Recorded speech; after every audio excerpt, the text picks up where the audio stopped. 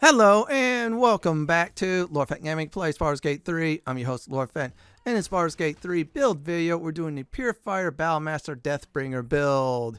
This is a very powerful two-handed fighter build. As always, like, comment, and subscribe my channel for more Baldur's Gate 3 builds like this. Do not forget to hit notification bell so be update and much more. I'm going to go ahead and give the pros and cons of this build. So let's start with the cons. My only issue with this build is, of course, low intelligence. So any of the intelligence, I should say, saving throws or talking things that does require intelligence, yeah, you're going to get boned on that department. Another thing is, yeah, magic might be an issue unless you have something like Ring of Free Action. So in other words, yeah, you don't want to be slowed down much. Advantages, there are so many. Number one, you're armored. Yeah, that's right, plate. Number two, you have 4 levels, that's right, versus 3 of feats to get. So you get to do that. Another advantage, you have a very high strength build. Now, with the right items, you're going to have really high strength, very good constitution. Another thing is greater weapon mastery. Yeah, that's right, folks. When you get your 2 attacks, or sometimes 3 or 4 in, and then you kill a foe, you get to abuse that. That's about it for the pros and cons. And one more thing. Auntie Ethel, say goodbye-bye to Lae'zel, who's you guessed it, Purifier Battlemaster. So let's go ahead and start up the leveling.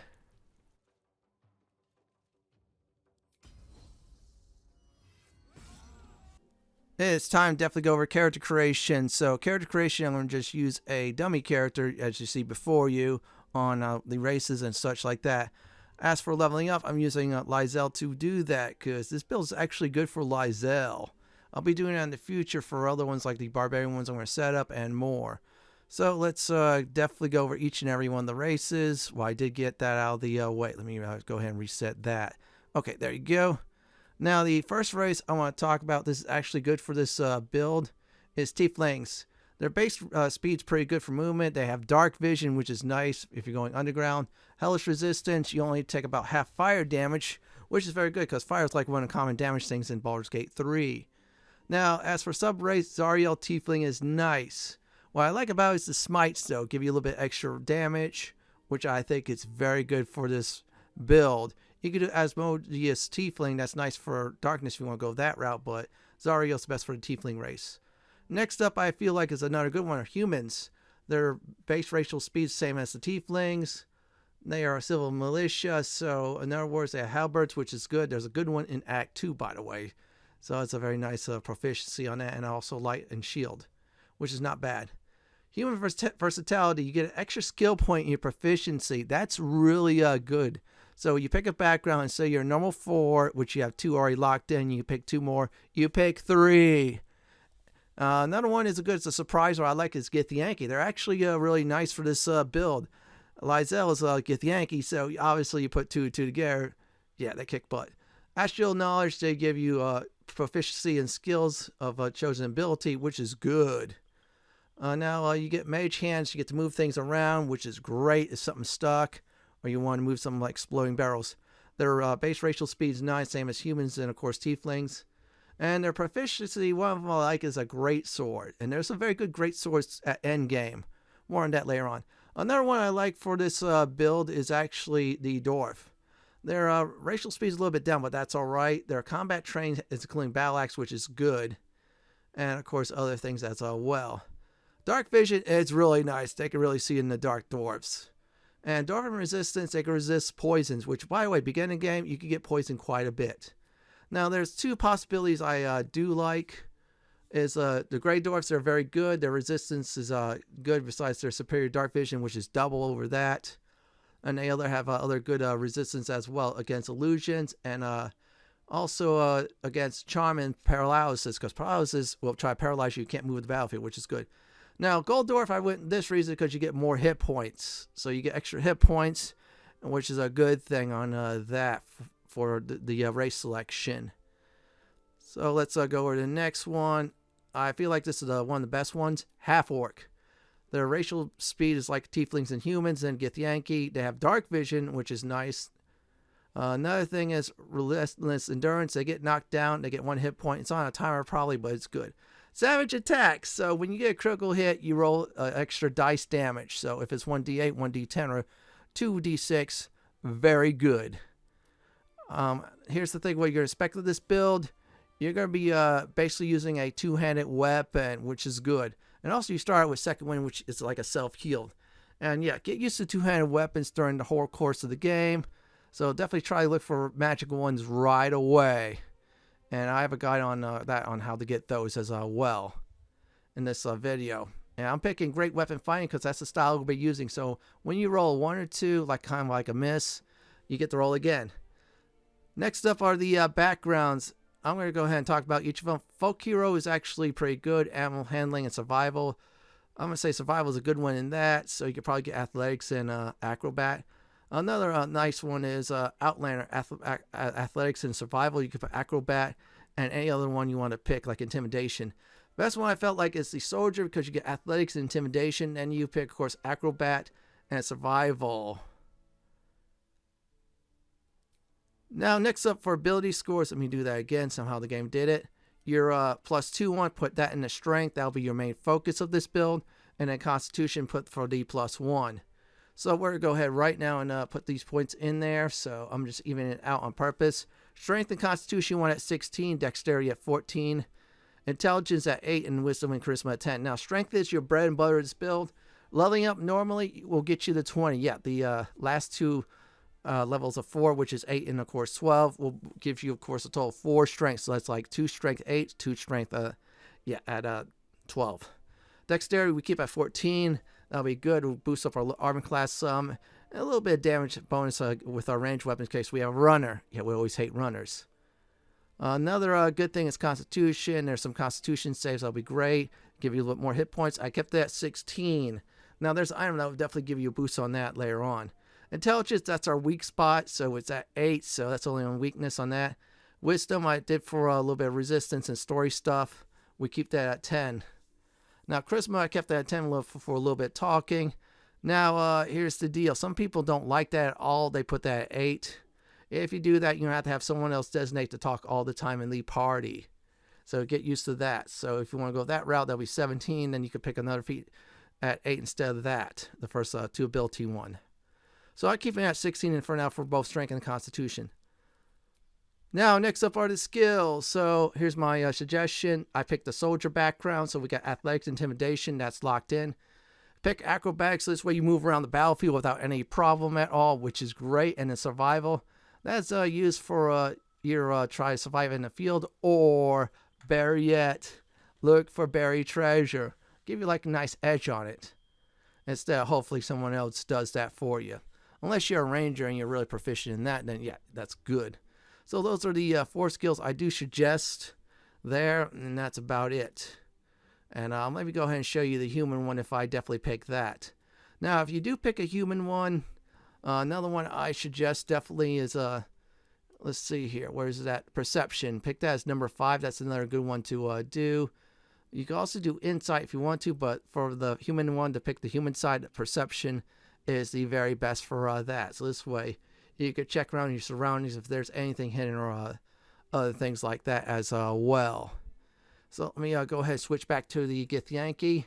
Now, I'd say probably for the best races, I'd say either Tiefling or I'd say Half-Orc if you want to go for a nice surprise one. Githyanki, since they have some nice Githyanki-like equipment only throughout the game.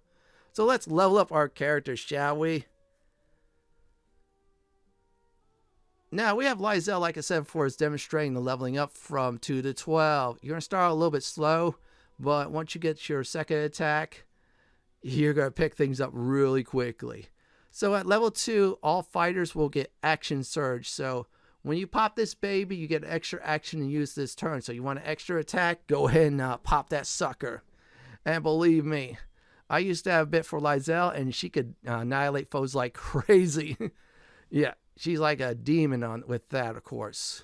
I'm just showing you that one more time. Then we'll definitely go to, you guessed it, level 3. Now we're at level 3. We get to choose our specialization. For this build, you're going to have to choose Battle Master. And you get 3 maneuvers to start with. And, of course, you get 4 superior dices. I'll explain about how effective on the superior dice on the number count for one of the actually maneuvers, but still. You have 4 uses out of the maneuvers you use with the superior dice to give you edge in combat. So let's go ahead and select that. I decided to do sweeping attack first since there's a whole bunch of foes under 8 hit points. If there's a whole bunch of surround you, pop that baby, and you better hope, I mean hope you take out a whole bunch of foes that loves to surround you. Precision attack, I like this one. This will add another attack roll, which equals to your bonus to your superior dice. So for example, you have 4 superior dices, you get a +4 on that for damage. Now, Rip Torts, I do love is what happens is when a hostile creature misses your melee attack, you have a chance to do 1 through 8 dice damage. You guessed it. When you do that, that's pretty good. That gets boosted to 1 to 10 later on. So let's get to level 4, shall we? Now, next up on the list is, you guessed it, is level 4, everyone. And let's go over that now. I'm going to go ahead at level 4 pick the Great Weapon Master feat, because I want to start out doing damage right away. You're saying you should do ability scrub. I'm going, nah, let's go ahead and get the utility feats out of the way. We can always get those ability scores up at any time. And yeah, and there's some potions that could boost that as well. Now, this bonus attack, when we get a critical hit or kill a target, and for our bonus action, we get to hit foes once again. Unfortunately, you get -5 on your attack rolls with this feat, but you get +10 damage when you connect an attack. Now we're at level 5. This is going to be the most important for the fighter. This is where things start to pick up. Instead of 1 attack per round for every fighter and every other melee character, you get 2 attacks per round. Now, pump up that action surge. That goes up to 3 for this fighter. And it's really useful. Things will pick up from here on out. Now we're at level 6, everyone. And at level 6, we're going to pick another feat. I like to pick Alert. You get a +5 to initiate rolls. That means you get to start first. And another thing, you can't be surprised. Very useful on tougher fights. So if there's any foes like to stealth you or something like that, that's a good way to abuse it. Now, other people like to pick Athletics, because this way, when you're prone, you'll use up less movement. That's all right. And jumping creases, that's another all right one. But Alert is the best feat for level 6. After we got our bonus feat at level 6, since we're a fighter class, any fighter class will do, we get ourselves 1 superior dice. Now that's up to 5. So it's a good thing we get. And another thing is we get 2 maneuvers. Yep, that's right, folks. We get to select 2 more. And let me select which one I feel like is the best. Menacing attack, this does is possibly frighten your target. They have disadvantage on ability checks and attack rolls, and they cannot move. You want to stop a runner, pop this sucker, and guess what? They'll stay there, and everybody else beats them up. Another one I like against a runner is trip attacks. A powerful attack that possibly knocks your target prone. When your target is prone, they're down for a round. Now, if you miss, you don't spend superior dice. Now we're at level 8, so every level 4, you get, of course, a free feat. Fighters get 1 at 6, but at 8, we're doing 2 points in the strength. Yep, that's right. This is a great way to get our strength up there. Now, there's other ways to boost strength when we're doing this build as well, but still, we're going to boost that strength up there very nicely. So let's go ahead and get to level 9. Now at level 9, we're basically powerhouses at this point. Unfortunately, no extra feats. Instead, we get Indomitable. So if we mess up on a, I should say, saving throw, we get to try that again through an action. Very nice. It's like a retry. Now we're at level 10. Yeah, and we get a few things. First of all, our superior combat dice is from 1d8 damage to 1d10. We get a boost in that. That's good. Also, this is going to be your last time to pick some maneuvers, but that's all right. I'll take the 1d10 of superior dices. And there's 2 I exactly love. Disarming attack is like this. It does weapon damage. And if it connects, guess what? They drop their weapons. Like, for example, if someone has a powerful sword, they lose that. Gloating attack, what that does is it gets them to attack you. Now, they gain disadvantages on attack rolls against anyone but you. It's like a taunt. Okay, let's get to level 11. And let's go ahead and talk about what we get. Since we're fighters, they get another extra attack. So they get 3 attacks per round. Well, in this case, they get 4 attacks per round with their main weapon. In this case, with our two-handed weapon, we get a total of 4. Now we're at the final level, level 12. We got our 4 attacks per round, some nice feats. Now we get ourselves another feat. And we're going to put 2 points into strength. There, we're going to cap it at 20. Now, that's before the, I should say, Str OR Con strength potion and the mirror loss. So, at this point, naturally, we're at 20. So, let's talk about ability boosts next.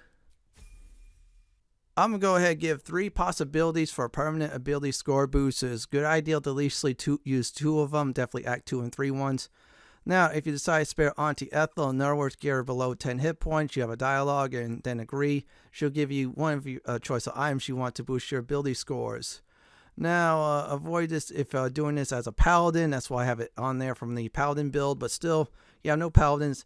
Feel free, I do mean feel free to definitely abuse this and get something up like, for example, charisma or better yet, strength.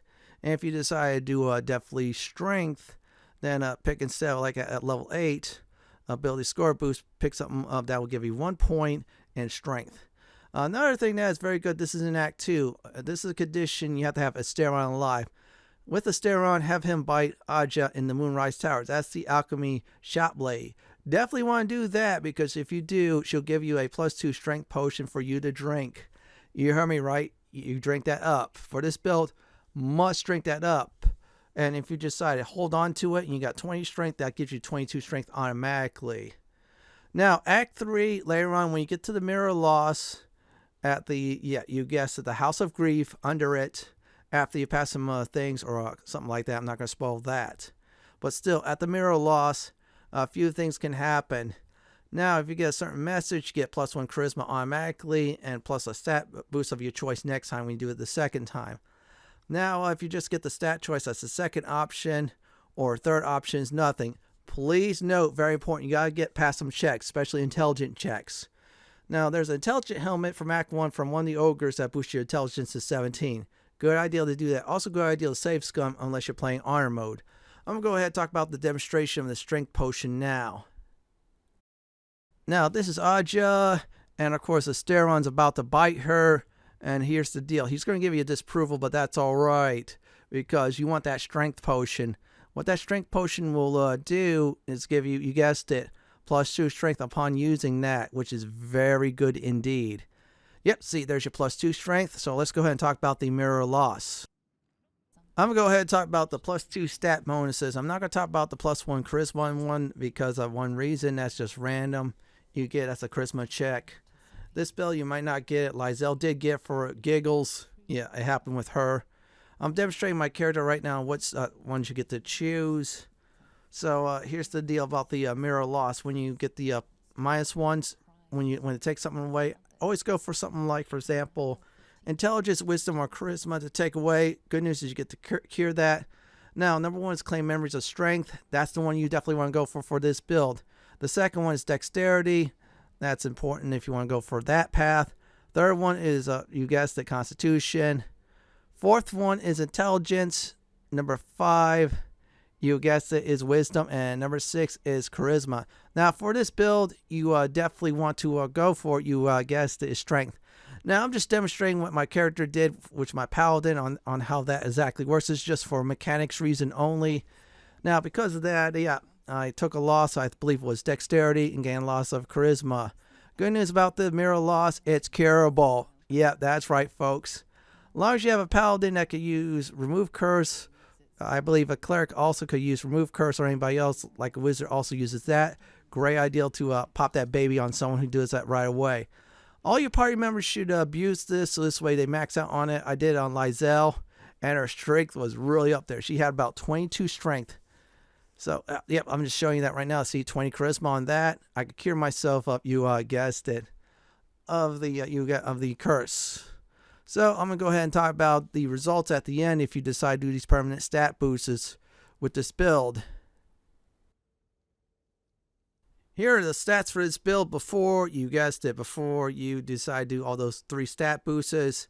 You used to get 20 strength, 14 dexterity, 16 constitution, 8 intelligence, wisdom at 10, and charisma at 10. So after you drink the +2 strength potion, use the mirror loss, and optional, decide to spare Auntie Ethel. So here's the other boosters you definitely get. You get 24 strength, so that's the good maximum right there. Unfortunately, I would not advise at this point use the gauntlets. You guessed it, if I remember right, Hill Giant Strength, because that's capped at 23. Another thing, you get the dex at 14, Constitution 16, 17 if you decide to spare Auntie Ethel and pick the Constitution here. Unless you did the Strength, and then that's fine.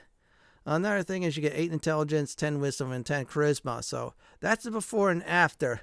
Next part of this build video we're going to definitely talk about is, you guessed it, Tadpole Powers. Now, about the Tadpole Powers, you have the option to use these Tadpole Powers for this build if you want to or not. I definitely do advise doing so, so let's go ahead and talk about that. Now, this is the Tadpole Powers before using the Astral Tadpole, in other words, Tier 1 and 2.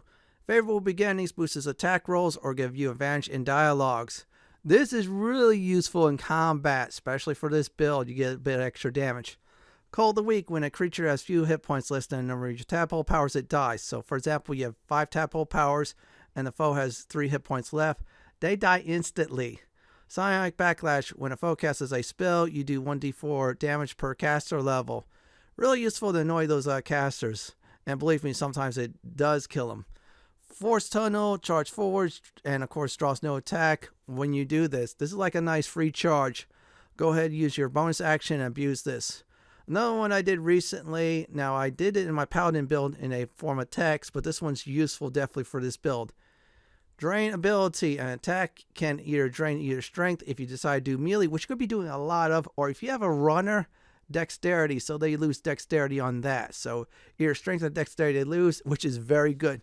Now let's go ahead and go to the final set of Tadpole Powers.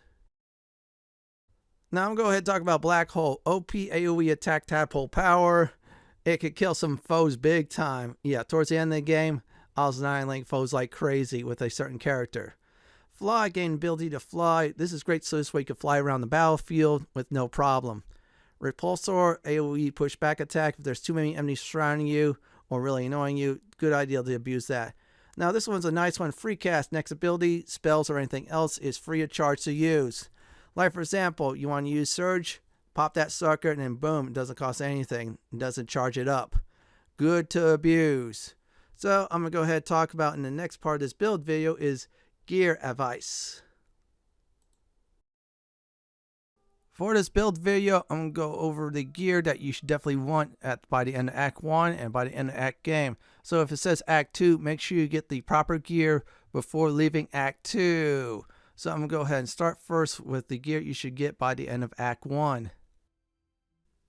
The first thing we're going to talk about is headgear. Grim Skull Helm. Attacker cannot land critical hits on you. Very nice. Gains fire resistance. That's good. Gains use of Hunter's Mark. Really nice. Extra damage on our target. Grim drops this at the Adamantite Forge in Act 1. If you're afraid to face Grim, here's the 2 alternatives. The Haste Helm. Gains momentum for 3 rounds. Extra movement is always nice. Locked Chest in Blighted Village in Act 1. Another one I decided to add is Cap of Wrath. Last Stand. When you start at 50% or lower hit points, you gain Wrath for 2 rounds. Now, Wrath is a very nice ability. What it does is it gives you +1 bonus to melee damage. Kill Thud and loot his body at the Grim Forge in Act 1 for this. Let's get to the next set of gear. Next up are the chest pieces. Adamantite Sprint Armor reduces all damage by 2. When foe hits you, they get -1 attack for 3 rounds. Cannot be hit by critical hits. This is at the Adamantite Forge in the Underdark in Act 1. You got to craft it. Another thing is I'm going to give some alternatives. This is a good one for, I should say, chest pieces. Chainmail +1 or full plate, depending on your choice. Many places in Act 1 will have this. Easy to find. Now let's go over the gloves. Gloves of Dexterity. Dexterity is set to 18 and you get a +1 attack. Now it's at the Githyanki Crash. Now this Githyanki vendor will sell it in Act 1 if you decide to be friendly with her, which is good. So buy before attacking, folks. Now here's some alternatives for the gloves. The gloves of the Growling Underdog. 2 or more foes that surround you, you gain advantage on melee attacks. This will also give you +1 strength saving throws. Dora Razglin's treasure crates has this. You have to get the key from him, steal or kill it from him at the Shower Sanctuary in Act 1. Now, next up are the boots. I figured this one's the best one, Boots of Speed. When used, your movement is double for 1 round. Thola, that's the Inger, I should say, Deep Gnome, has this item in Act 1 at the Mushroom People Village, I call them. Now, if you don't want to get that at all or someone else is using it, here's some alternatives. Boots of Jedi Striding. The wearer's movement speed is unimpeded by difficult terrain. Blug sells this in the Underdark Act 1, same place where the boots are. Unfortunately, I could not get any cloaks in Act 1, but still, if you see any cloaks you want to buy, go ahead and do so. Next up are the necklaces. Now you get the Amulet of Branding. Foes get hit with Branding spell. In other words, they take double damage in melee. This is at the Githyanki Crash. The one NPC that has the Gloves of Dexterity will actually drop this. Good idea to buy the Gloves of Dexterity, and then when it's time, kill her for these necklaces. Now here's some alternative ones I did list. This one I felt like was the best alternative. Amulet of Restoration. Gain used to Mass Healing Word and Healing Word. In other words, get 1 through 4 hit points healed if you do mass or a single target one. Derelith Bone Cloak sells this at the Mitochondrial Colony Underdark in Act 1. Yeah, that's the same place where Blurg is at and also where the Boots of Speed is at. Yeah, you get a whole bunch of items there. So let's go ahead and go over the next set of items, the rings. We're going to go over the rings. Not the ring of power that all you want, including me. Yeah, I would love to get the one ring. But anyways, here we go. Crusher Band. Movement speed is plus 3 meters. You can either steal or loot from Crusher to get this in Act 1 at the Goblin Camp. So if you've been installing the Goblin Camp, most likely you definitely get this. Caustic Band. You deal plus 2 acid damage to foes. The same person who sold the previous item, one of the necklaces, will also sell this also at the Mitochondrial Colony. You get a whole bunch of stuff there at the Underdark. Now here's, I'd probably say 2 good alternatives in case you can't get this. Ring of Absolute Force. Use a Thunder Wave spell. Now, if you have the Absolute Branding on you, you can deal 1 extra damage. Sergeant Thrin in the Grim Forge in Act 1 will have this. You can buy it or kill it for it. The Sparks Wall cannot be electrocuted. Electric resistance increases. This is at the Arcane Tower Basement, Underdark in Act 1. Let's go over to 2-handed weapons. Now we're going to go over the, you guessed it, 2-handed weapons to abuse on your foes. You definitely want by the time you get to the Shadow Curse lands. Sussar Great Sword, that's a +1 Great Sword, silences target on hit. Finish the Masterwork side quest by getting the Sussar Bark in the Underdark. And use a plain Great Sword at the Forge at the Blighted Village in Act 1. Combine the 2, you get this nice sword to abuse and use. Now, if you can't get it or you feel like the other sword's better, and by the way, the Sussar Great Sword's +1. Sword of Justice, this is a +1 Great Sword.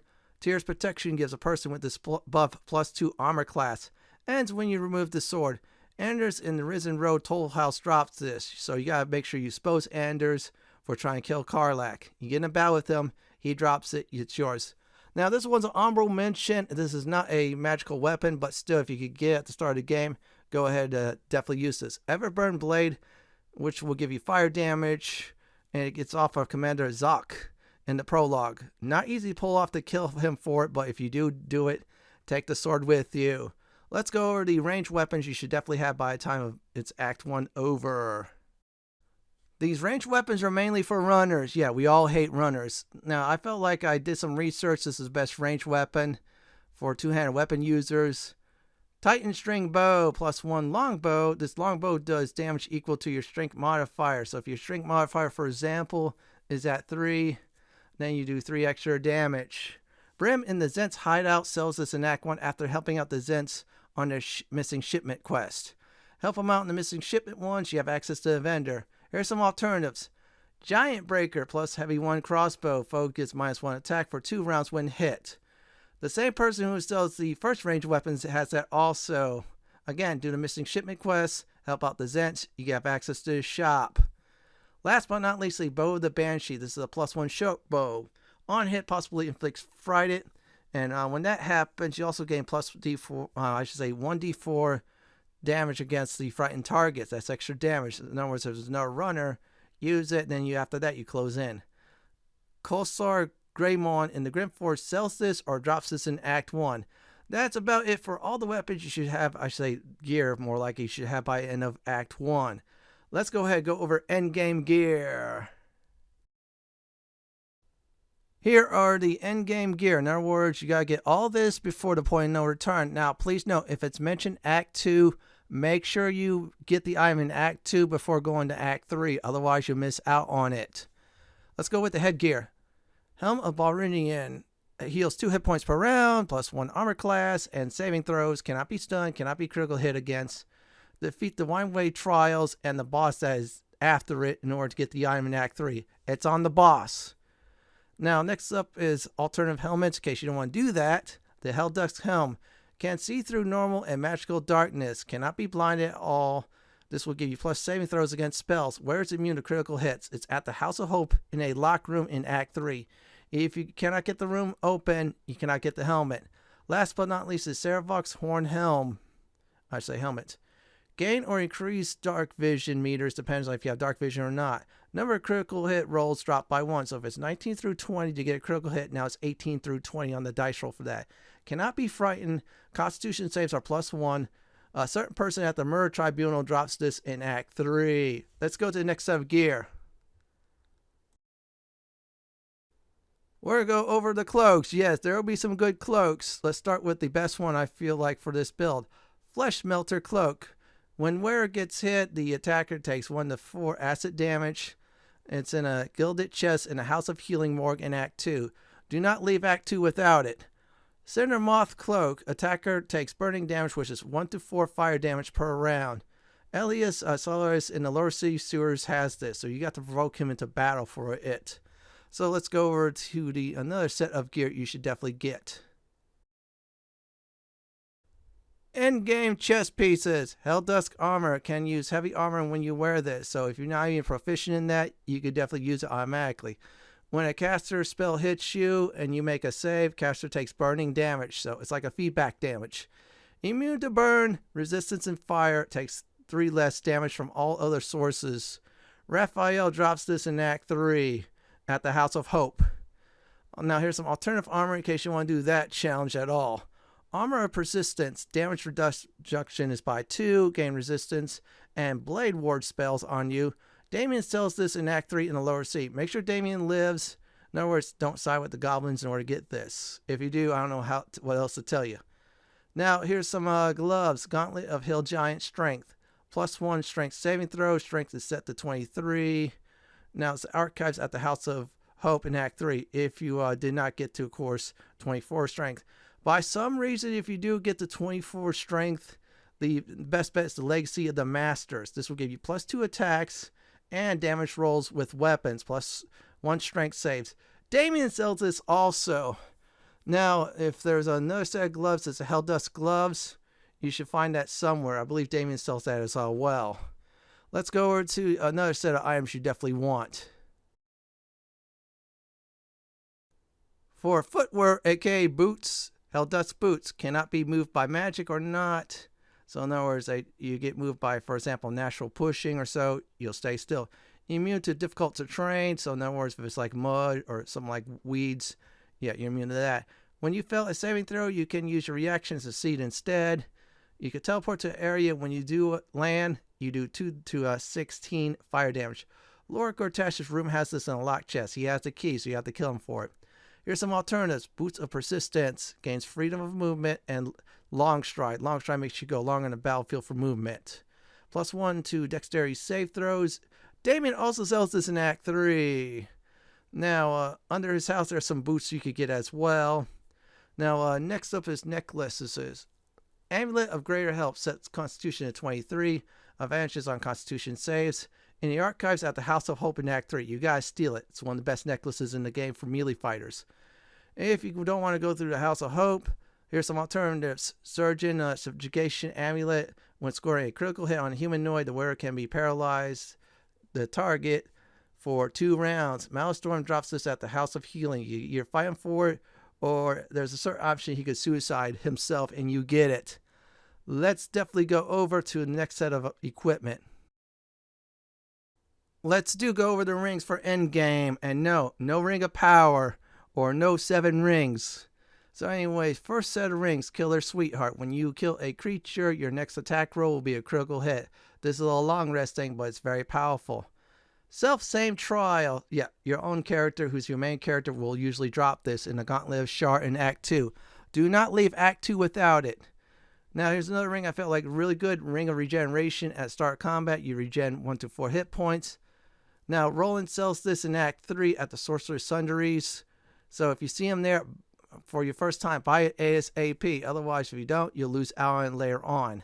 Here's some alternative rings if you can't get those two above or so.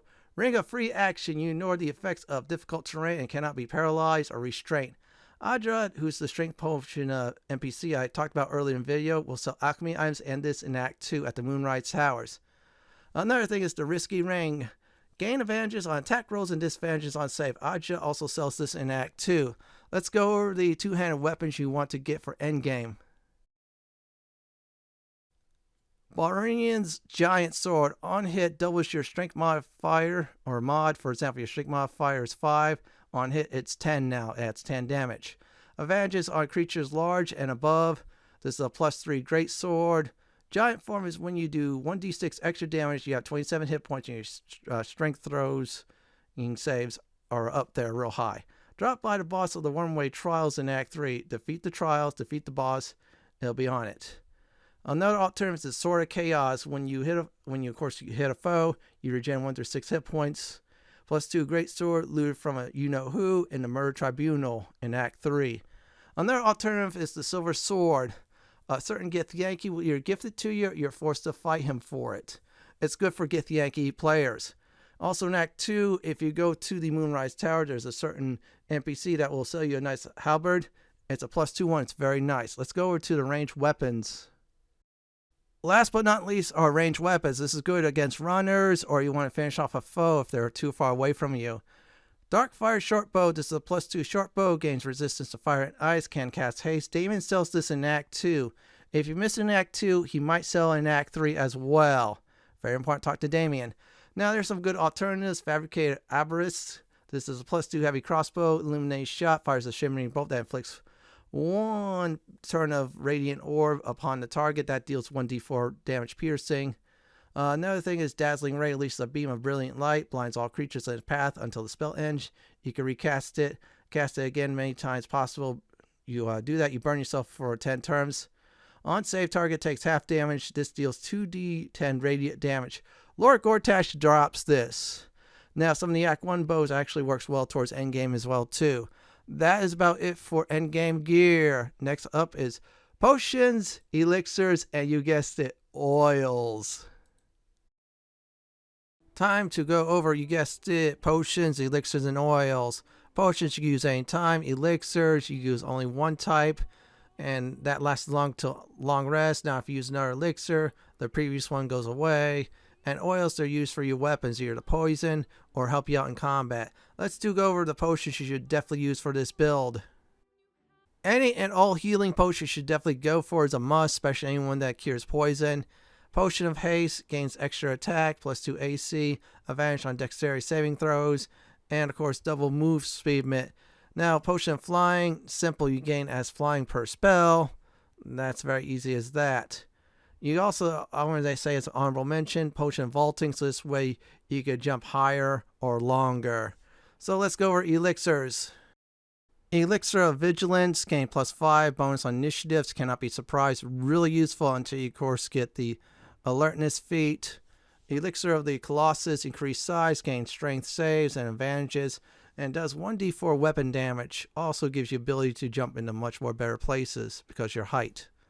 Elixir of Viciousness, increases your chance to land critical hits. Elixir of Cloud Giant Strength, set your strength to 27.